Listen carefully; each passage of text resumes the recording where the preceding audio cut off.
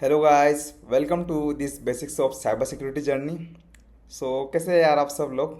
I hope आप बढ़िया होंगे और अपना काम बड़े मज़ेदार तरीके से कर रहे होंगे। ठीक है। सो आज हम फंडामेंटल्स ऑफ विंडोज़ या विंडोज़ के फंडामेंटल्स के बारे में हम पढ़ने वाले हैं। ठीक है। सो हमें ये क्यों ज़रूरत है। ठीक है। सबसे पहला क्वेश्चन ये आता है कि हमें विंडोज़ के फंडामेंटल तो आते हैं ना। ठीक है, हाँ आते हैं, बिल्कुल आते हैं। ठीक है, लेकिन फंडामेंटल्स में केवल आपको डेस्कटॉप जीयूआई वगैरह यही चलाना नहीं है, बाकी आपको ये पता होना चाहिए कि सिस्टम इंफॉर्मेशन कैसे निकालते हैं। ठीक है, सिस्टम का कॉन्फ़िगरेशन कैसे निकालते हैं, उसके बाद में रिसोर्स मॉनिटर कैसे करते हैं। ठीक है, यूएसी क्या होता है, यूज़र अकाउंट कंट्रोल क्या होता है, तो ये सारी चीज़ें भी फंडामेंटल्स में आती है। तो हम आगे आने वाले कुछ एक दो वीडियोस में इन विंडोज़ के फंडामेंटल्स के बारे में डिस्कस करने वाले हैं। ठीक है। Without any delay let's get begin. Introduction to Windows. ठीक है। The Windows operating system which is OS is a complex product with many system files, utilities, setting, features etcetera. ठीक है। देखो, विंडोज़ तो मैक्सिमम यूज़र देख चलाते ही होंगे। ठीक है। सो यहाँ पर बात ये है कि विंडोमेंटल्स के फंडामेंटल हमें पढ़ने ज़रूरी है। ठीक है। देखो, विंडोज़ को मैं बेसिक से लेकर लाइक ग्राफिकल यूज़र इंटरफेस से लेकर एडवांस तक की क्या क्या चीज़ें होती, फंडामेंटल्स के एडवांस तक। ठीक है, कि कैसे सिस्टम की हम इंफॉर्मेशन वगैरह निकालते हैं। ठीक है, तो वो सारी चीज़ें हम आज देखने वाले हैं, या फिर आने वाले एक दो वीडियो में हम ये चीज़ें देखने वाले हैं। ठीक है।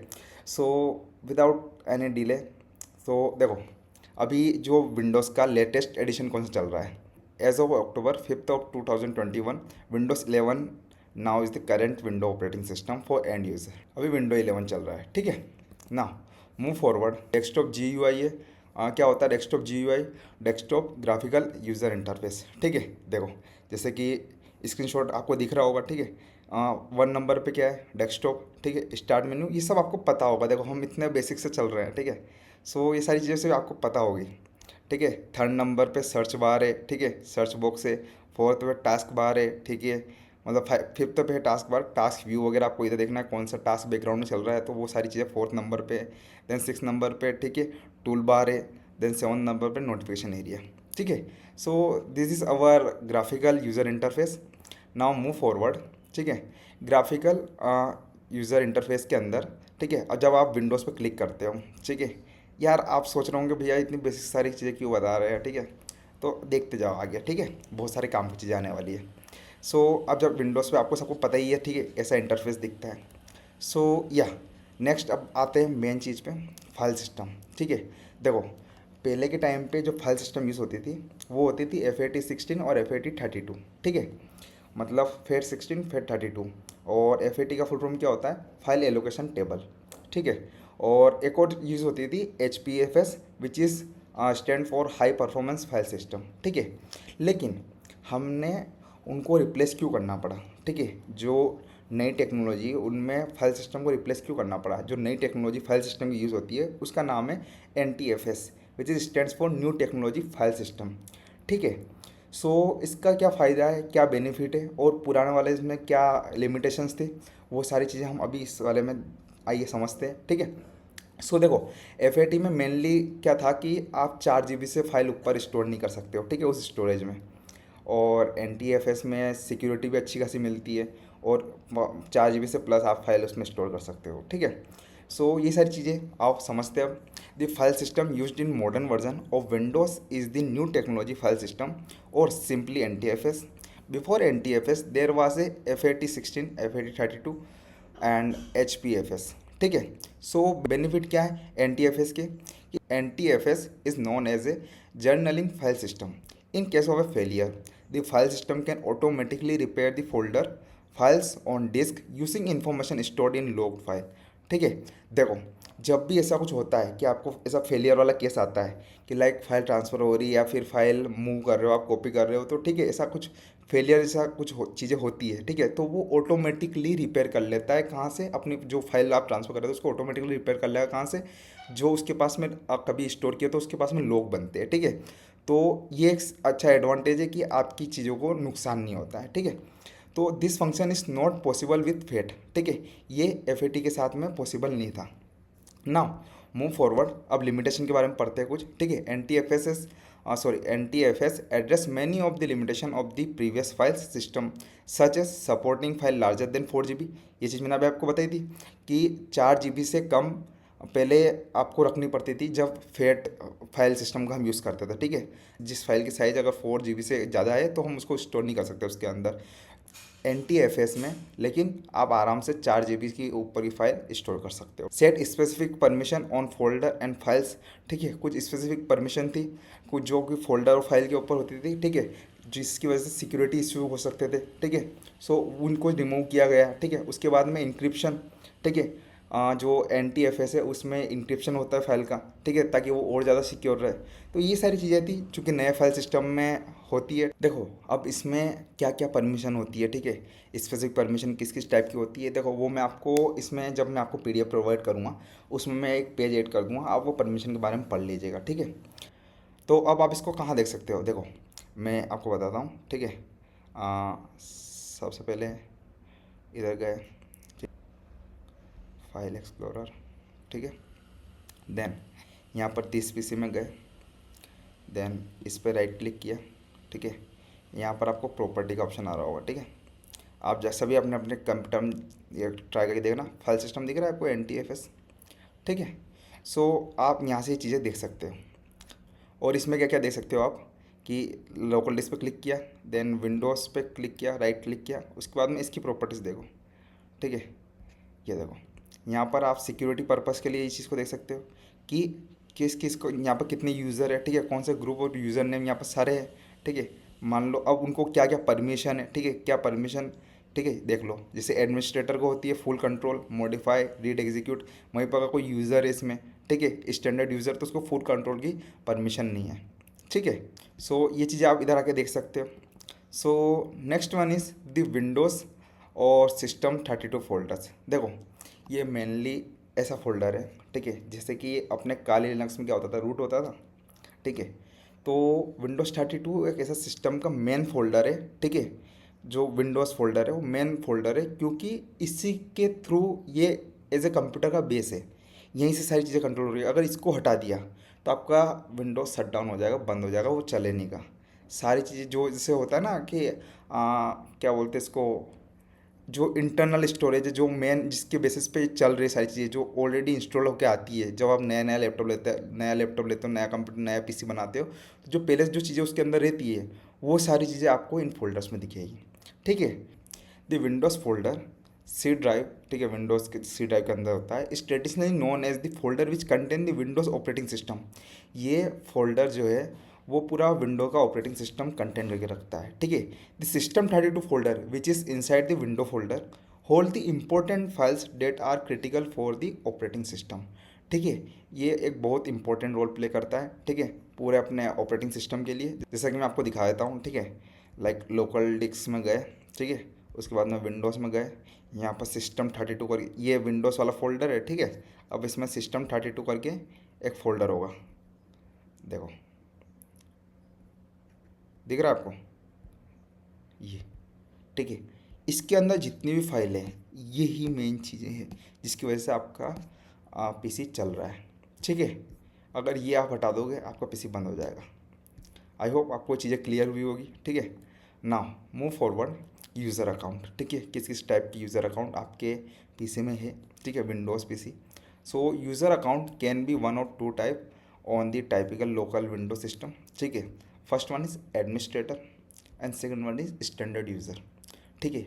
ये किस टाइप से है, देखो एडमिनिस्ट्रेटर एज ए रूट ले लो, ठीक है, वही चीज़ें हैं, एक को ज़्यादा प्रायोरिटी रहती है, एक के पास ज़्यादा पावर होती है जो कि कंट्रोल कर सकता है। स्टैंडर्ड यूज़र जिसके पास थोड़ी लो एडवांटेज होते हैं, ठीक है, इतने सारे फीचर उसके पास में नहीं होता, उसको थोड़ी कम परमिशन होती है, दैट्स इट, ठीक है।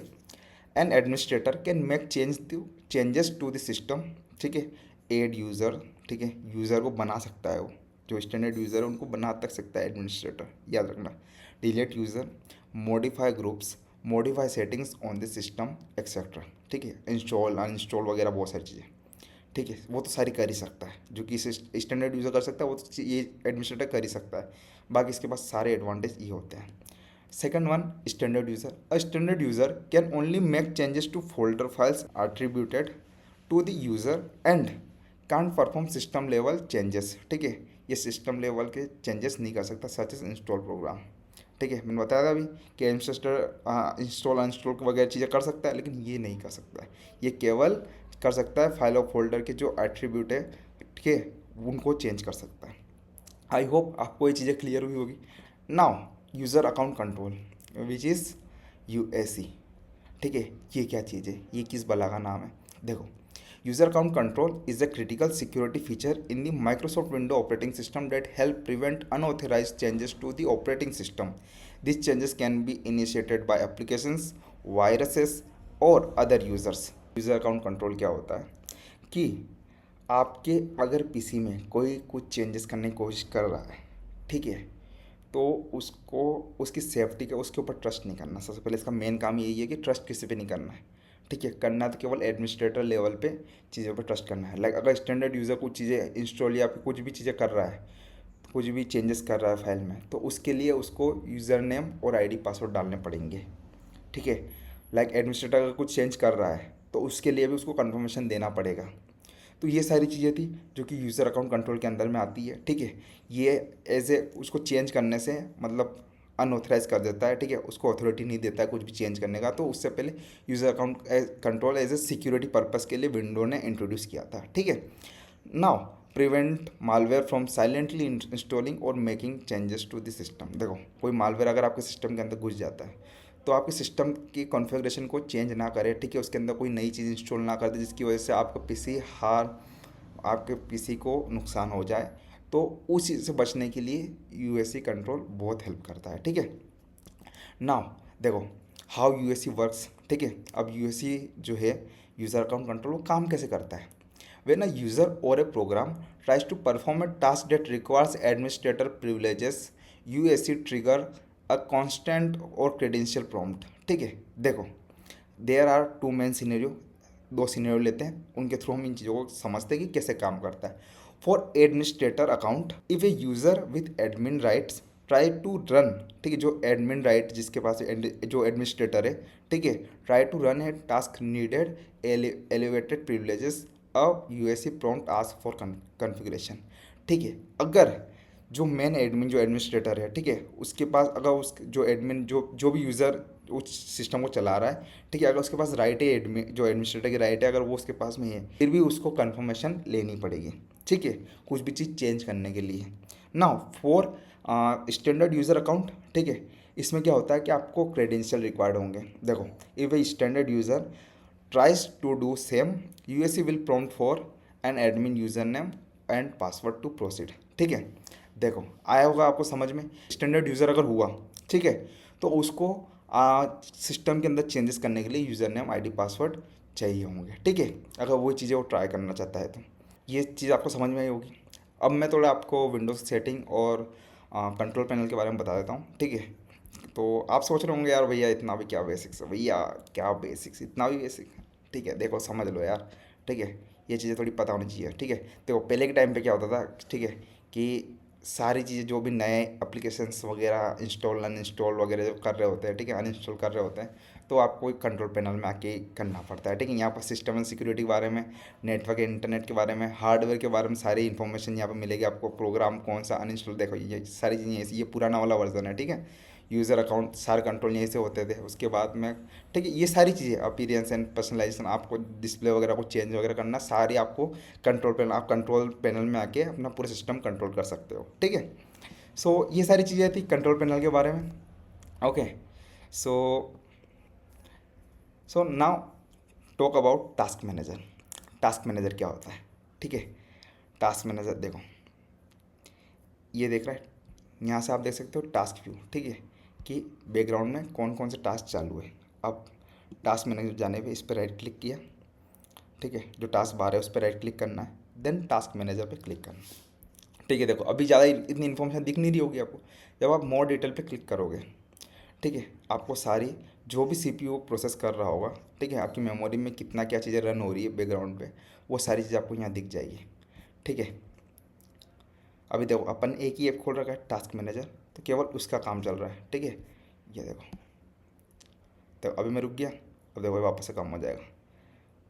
ठीक है, ये चीज़ें आप यहाँ पर परफॉर्मेंस वगैरह सारी चीज़ें यहाँ पर देख सकते हो आप। ठीक है, ये टास्क मैनेजर, आई होप आपको समझ में आया होगा कि टास्क मैनेजर में क्या क्या चीज़ें आप देख सकते हो। ठीक है, so that's it for today and thanks for watching यार। ठीक है, अभी तो हमने पार्ट 1 है, पार्ट 2 में बहुत खतरनाक खतरनाक चीज़ आने वाली है। ठीक है, जो कि फंडामेंटल्स के लिए बहुत ज़रूरी है, बिलीव मी। ठीक है, सो पार्ट 2 तो बिल्कुल भी मिस मत करना। काम करते रहो अपना, मेहनत करते रहो अपनी। ठीक है, टेक केयर, बाय बाय।